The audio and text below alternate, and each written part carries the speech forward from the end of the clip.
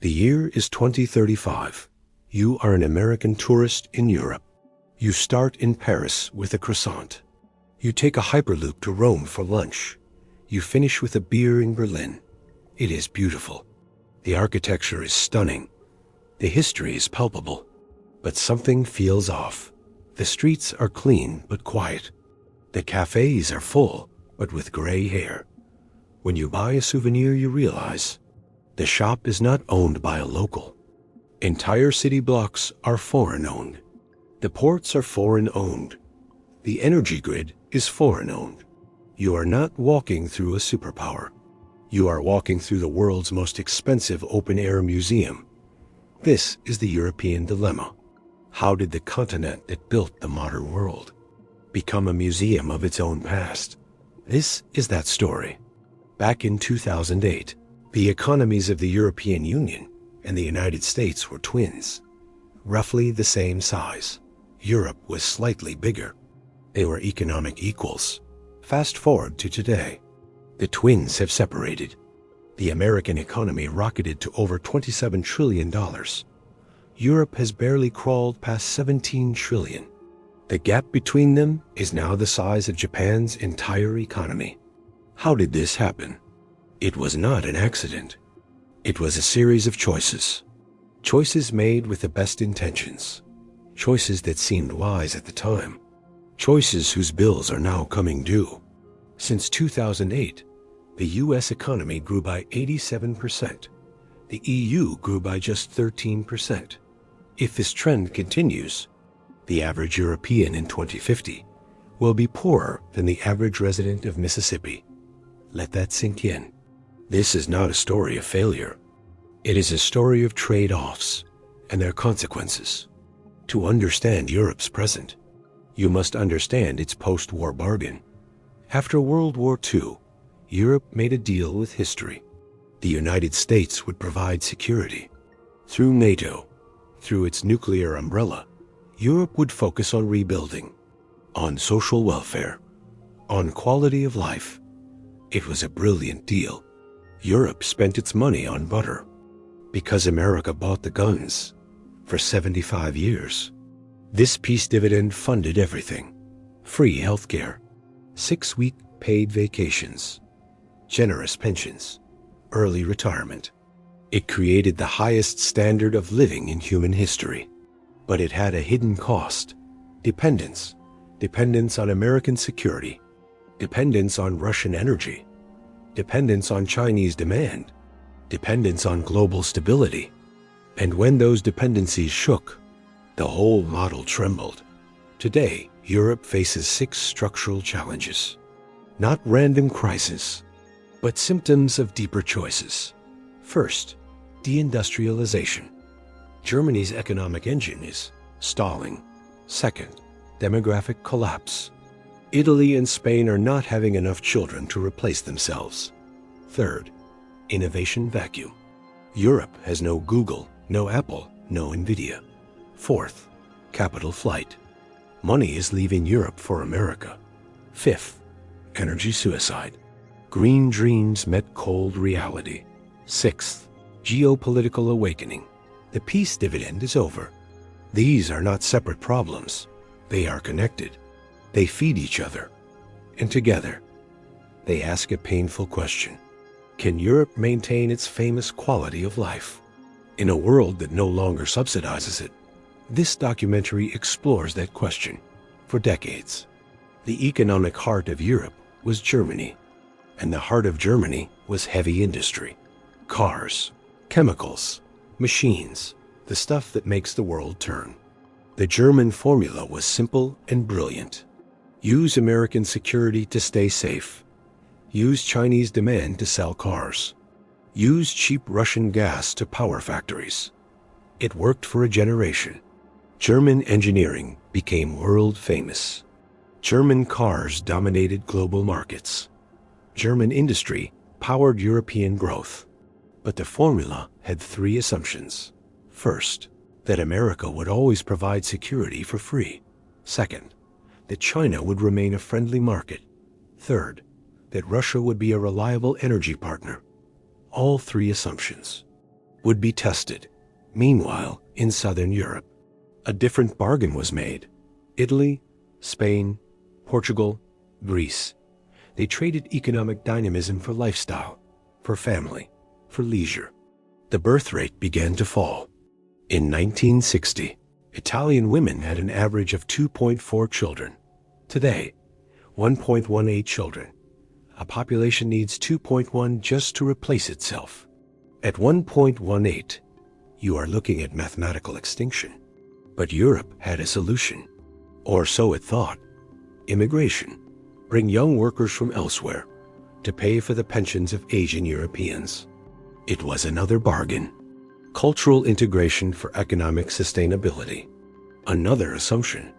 That immigration would be smooth. That newcomers would integrate. That social harmony would continue. Another assumption that would be tested. As America innovated and China manufactured, Europe found its niche, regulation. The European Union became the world's regulatory superpower, setting global standards. From data privacy GDPR to environmental rules to digital markets. It was a source of pride. European values codified into global law. But it had a side effect. It made innovation harder at home. While Silicon Valley moved fast and broke things, European startups navigated labyrinths of compliance. A French AI founder told me, "We spend 30% of our time on paperwork, not product." Europe chose perfect regulation over messy innovation. Another choice. Another trade-off. The final piece. Energy. Europe led the world's green transition. Ambitious climate goals. Massive renewable investments. Nuclear phase-outs. It was morally commendable, but strategically risky. Europe bet on intermittent renewables, wind and solar, with Russian gas as backup for when the sun didn't shine and the wind didn't blow. The bet assumed stable global markets. It assumed Russian reliability. It assumed technology would solve storage problems. 3 more assumptions, all resting on a stable world. A world that was about to change. February 24th, 2022. Russia invades Ukraine. Europe's assumptions shatter one by one. First, energy security. Russian gas flows stop. Prices spike tenfold. German industry faces impossible costs. Second, security. The peace dividend ends. Europe realizes its militaries are hollow. Third, global order.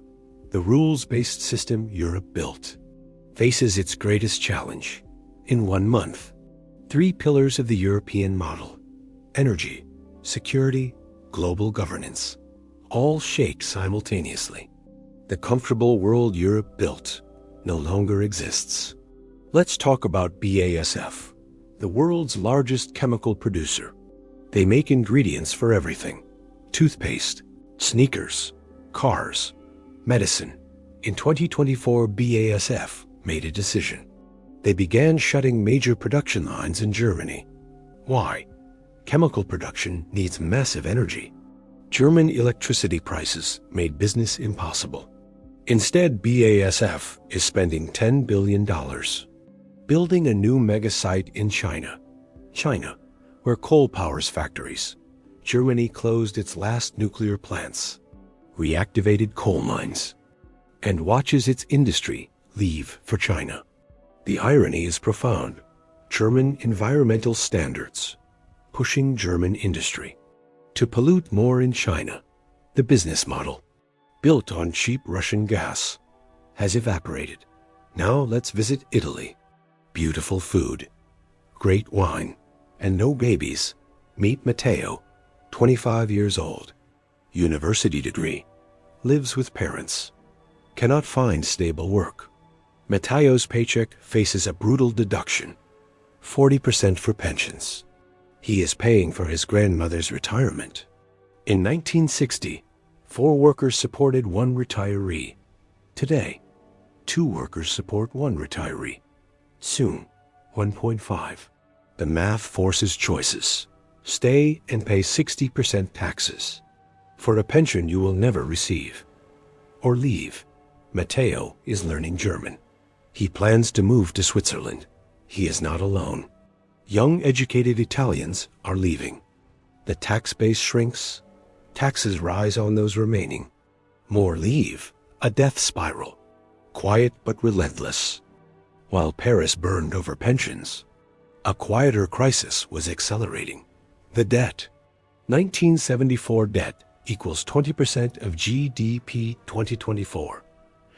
Debt equals 113% of GDP. European Union rules say keep it under 60%. France hasn't seen 60% since the internet was invented. For perspective, Greece crisis, 2010. Debt equals 146% of GDP. Italy, today, 137%. France today, 113%, not far behind. Where does the money go?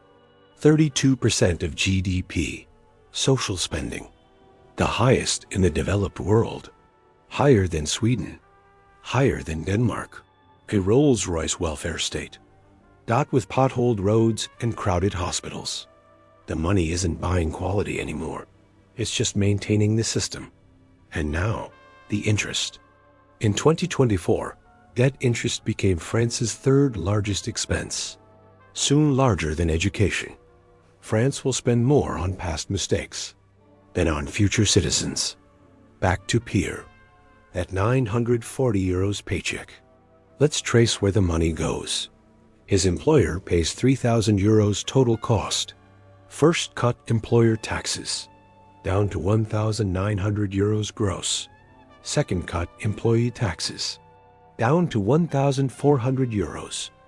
Third cut income tax, down to 940 euros net. 68.7% of what his employer paid never reaches him. It vanishes into the state. France has the highest tax burden in the developed world. 46% of GDP disappears into taxes.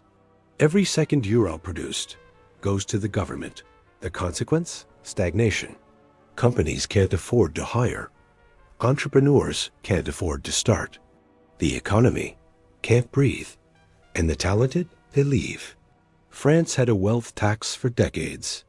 Taxed you for having assets, regardless of income. Result?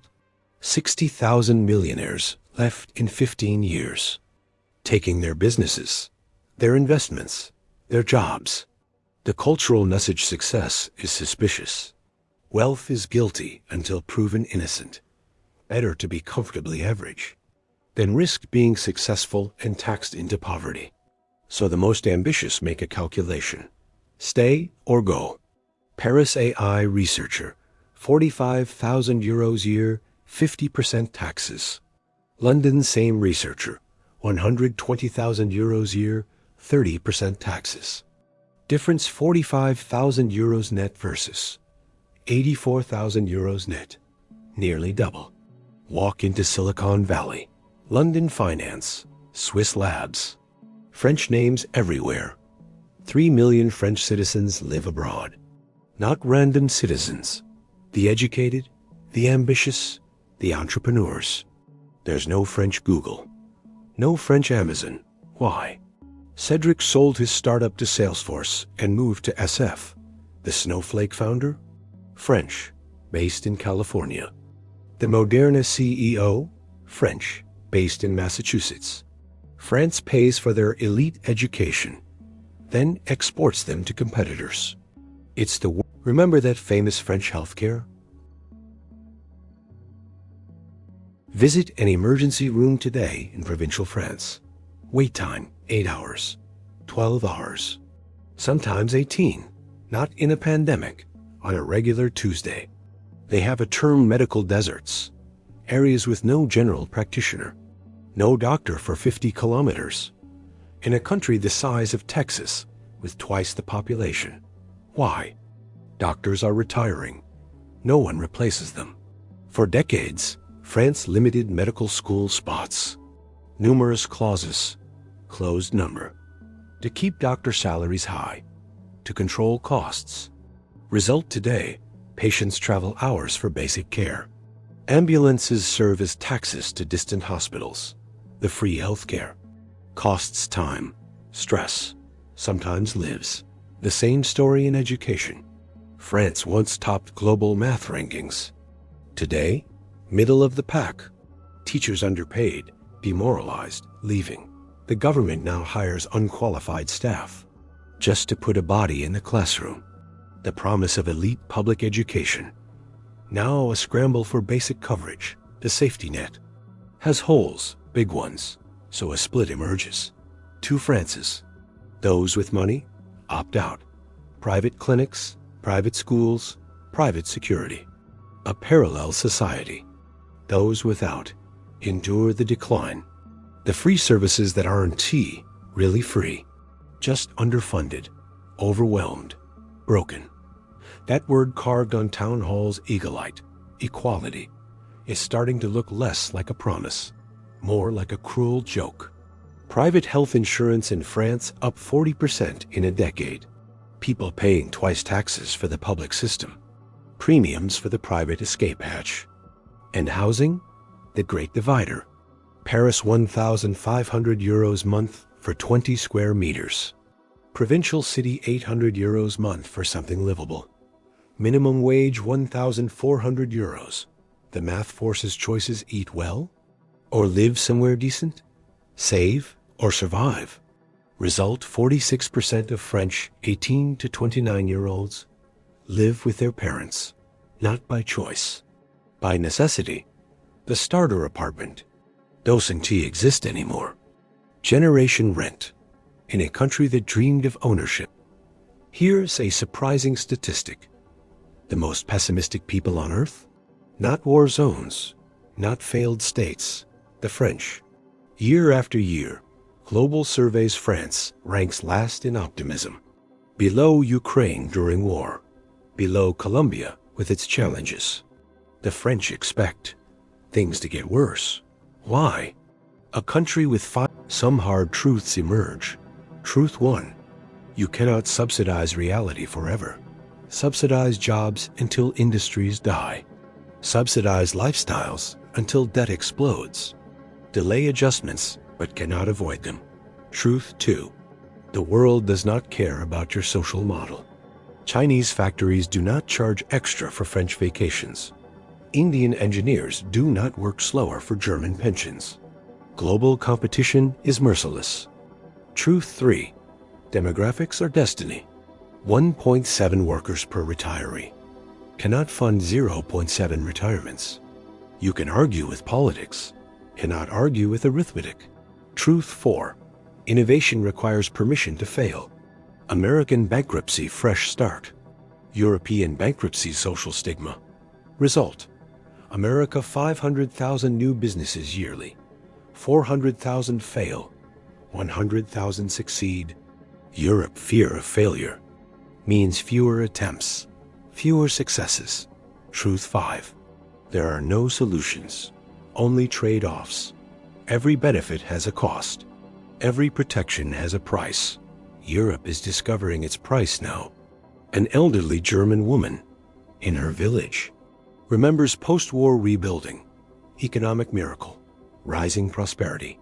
Her grandson works in Austin, Texas, AI engineer, visits twice a year. She asks him, "Will you come back?" He hesitates. Maybe one day.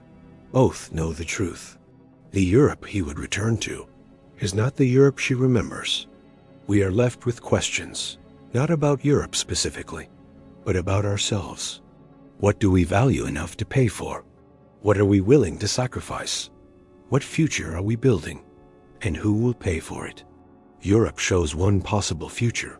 Comfortable, equal, stagnant. Is that what we want?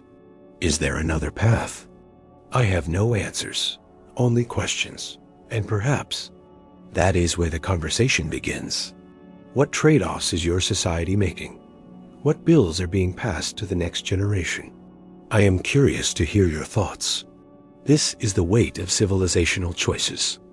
What we do with that understanding is up to each of us.